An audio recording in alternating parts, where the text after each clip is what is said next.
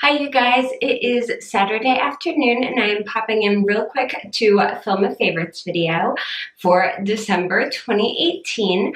Before I get started, first of all, aren't these eyelashes ridiculous? Oh my gosh, these are the Violet Voss ones I picked up at Target, and I don't know if I like them actually. They're a little too dark and heavy. I have fairly small eyes, so I tend to stick with lighter, wispier lashes. And I thought, okay, these are really pretty. They're very similar to a heavier eyelure lash I've tried before. I'll give them a shot. They pretty much cover up my entire eye makeup look. They go almost all the way up to my eyebrows, and they are so dark and heavy. I think they kind of drag my face down a bit. So I don't know. I spent a lot on them. They were $10, so I'm like, I want to use them, but at the same time, they are insanely dramatic. So these might be something that I kind of tuck away in the drawer and only use like if I have a big party or event or something to go to, because they are super, super dark and heavy. There's several layers. I will say though that the band on these was incredibly pliable for how thick it was, and they were very easy to apply. So, but yeah, that's why my eyes look so dark and heavy today. I thought I'd try something new. And then, do you guys like my background? What do you think? I put some little washi tape on it so it looks like confetti or sprinkles. I think it's kind of cute and fun, and I rent and we are not allowed to paint, we are not allowed to wallpaper. The walls are this hideous yellow beige color, and there's only so much I can do about it, which is basically nothing. It makes lighting really difficult. It's just ick. I don't like it at all, but I think it's kind of cute and fun, and yeah. And my lease said nothing about no washi tape, so yeah. All right, let me know what you guys think. Do you like that? Is that fun? Because I know a lot of people don't like full solid backgrounds, and frankly, I don't have the space for one. I would love to have one for when I'm doing tutorials. I just don't have the space for it. So, December favorites. Finding favorites this year was difficult, and let me tell you why. Because in December, I was basically in survival mode. Doing Vlogmas, I pretty much put away everything that wasn't a basic item. Like everything that wasn't just very basic makeup got pushed away, thrown into a different space. That way I could just get up, do my makeup. I didn't have to think about it and just go on with my day. So I didn't try a lot of new products this month. And honestly, normally I have TV favorites. I don't have a TV favorite for you. We're starting a Netflix series called My Horrible Boss, and it's really cute so far, but we're only on like episode 3, so I really can't tell you guys what I think of it. So I'll let you know what I think of it in January favorites once I've actually gotten to watch some more of it, because we've hardly gotten to watch any of it this month. I think we watched like 2 of the 3 or 4 episodes we've watched in December. Like, I haven't been watching TV. I've been watching a ton of YouTube, of course, but haven't been watching any TV and just working constantly.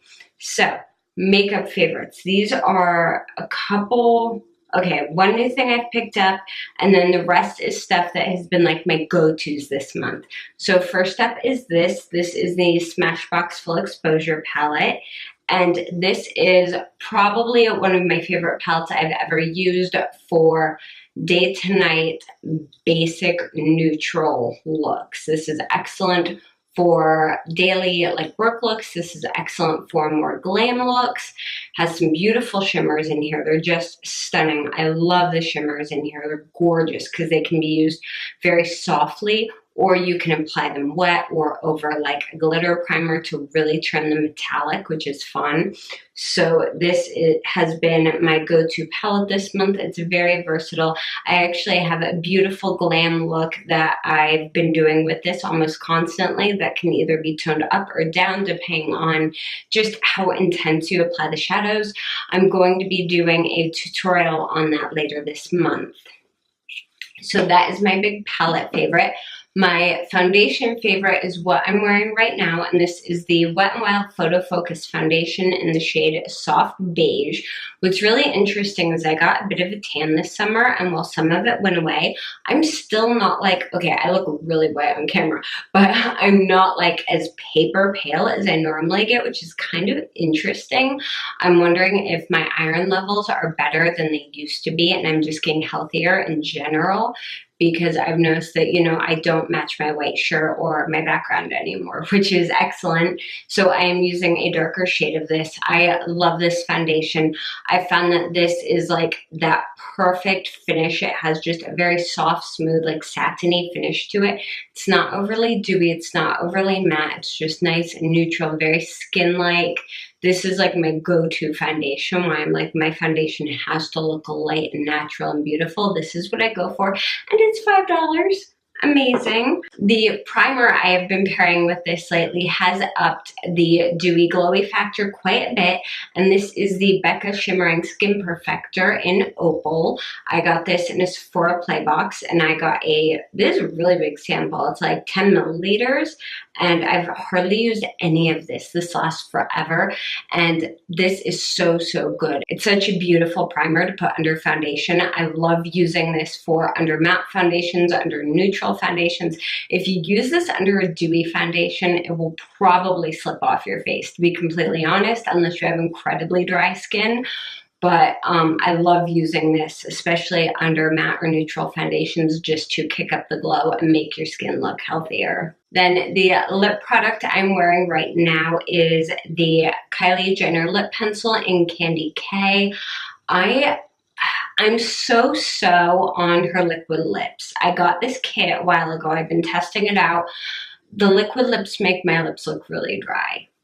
It's just a fact because they're very, very matte. However, if you apply this pencil over a lip balm, it is freaking gorgeous. It doesn't dry out your lips. It wears really well.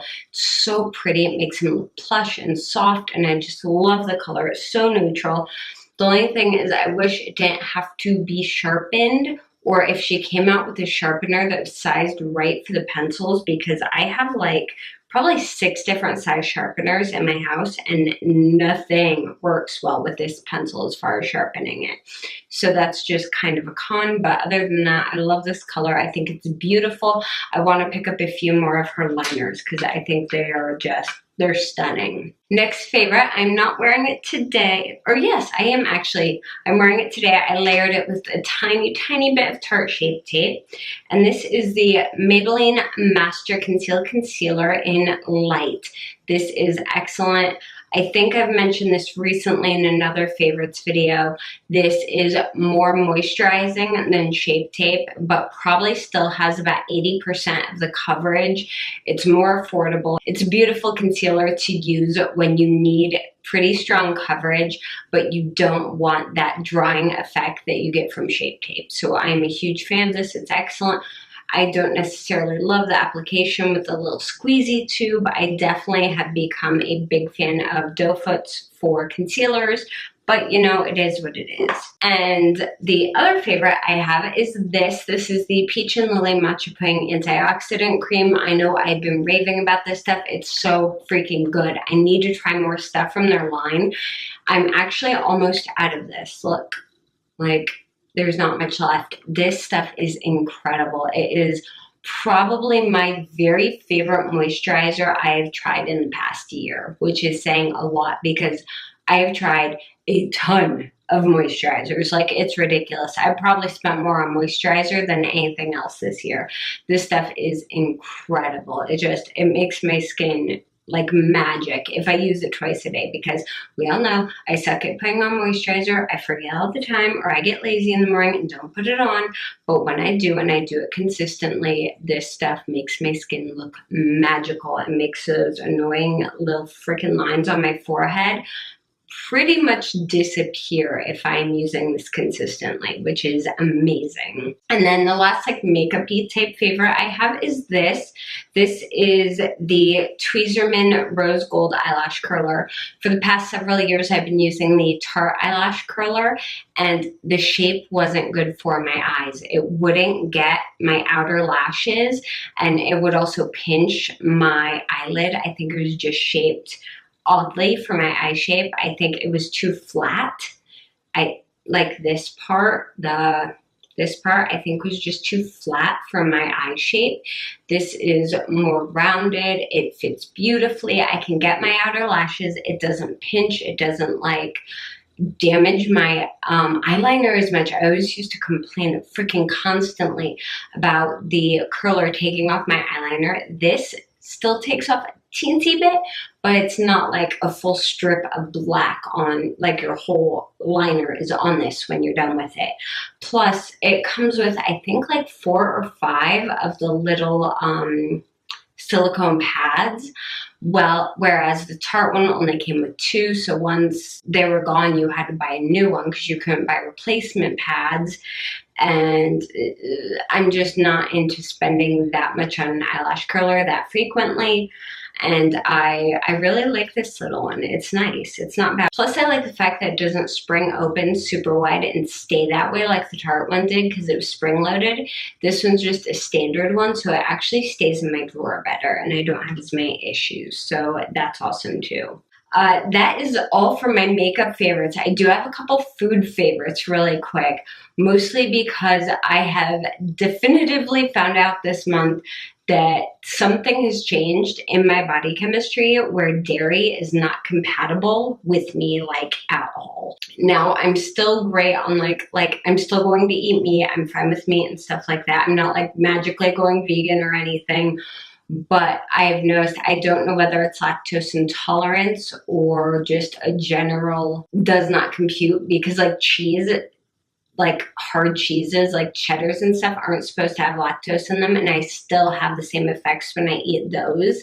So I don't think it's necessarily lactose intolerance. I just think my body can't handle dairy at this point, because whenever I eat dairy, major stomach issues, like major like bloating, like I like food baby bloating when I eat dairy now, which is not cute, and I get massive hormonal breakouts. I get them all over my chin, I'll get them on my chest, my shoulders, and my back. I'm not talking regular acne. This is full on heavy cystic acne that's deep underneath the skin, scarring, not good. So I have pretty much decided, except for the rare occasion when I decide to have a treat and deal with the consequences, I am pretty much not eating dairy, which is very difficult, especially here in the US, where everything has dairy in it. Everything. Like, you cannot buy a freaking product practically that does not have dairy in it. It's hard. Thankfully, milk is an allergen, so they're required to list it. But still, it's hard. And a lot of the non-dairy products, frankly, are kind of gross. So right now, I'm on a hunt to find non-dairy products to replace some of my favorite dairy stuff that taste really good and aren't super over-processed, because some of them are like heavily over-processed. So the health food store near my house is starting to make a lot more money off me now, but I want to share with you 2 of the products I'm freaking in love with. This one, I've actually drank this before I started having dairy issues, but now it's like a staple in my house. This is the Silk Almond Dark Chocolate. This tastes exactly like an almond Hershey bar in liquid form. Like, this is probably one of my favorite things right now. It's so freaking good. I mean, yeah, it's fairly high in sugar still, but when you can't freaking have cheese, you need something. And then thankfully, Ben & Jerry's also makes non-dairy ice creams now, which is amazing. They're so good. I swear, like, so happy. Now, my favorites are their coffee ones. I love coffee flavored ice cream. And then my current obsession is Cherry Garcia in non-dairy. This is like it's heaven.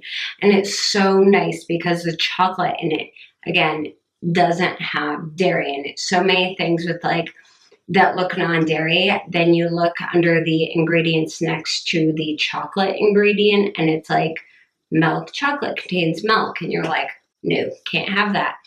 But this is absolutely fantastic. This is like my go-to when I'm stressed. I kind of killed like half a pint the other night. So I'm primarily going non-dairy, and those are two of my favorites. I will share with you guys if I find anything else that like I'm absolutely in love with that's non-dairy, just in case you're lactose intolerant or you find that you've been having breakouts and stuff with this. So if I seem like I'm talking about this a lot, it's just because at first I thought it was the breakouts alone, and then I reduced the dairy, and then I realized that every time I had dairy my stomach started acting up, and I'm like, no, why? Oh, I don't want to pull it out and bring it out here because I'd have to run back out, but the other favorite non-dairy thing is the Califia Farms peppermint mocha creamer, or it's called mint mocha or something like that, but it's really, really good. All the Califia Farms creamers, non-dairy creamers, are really, really good. I like them a lot.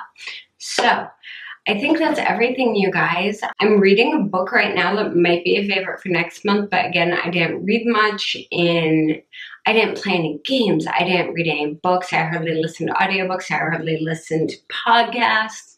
I was pretty much like no entertainment, working constantly during December. Like, it was ridiculous. So hopefully I will have a lot more favorites to show you guys in January. But anyway, I hope that you enjoyed this video, even with my crazy eyelashes. If you did, please give it a thumbs up. And if you haven't yet, make sure to subscribe to my channel. You can also keep up with me on Twitter, Instagram, and Facebook. All the links for those are down below. And thank you guys so much for watching, and I will see you again very, very soon. Bye.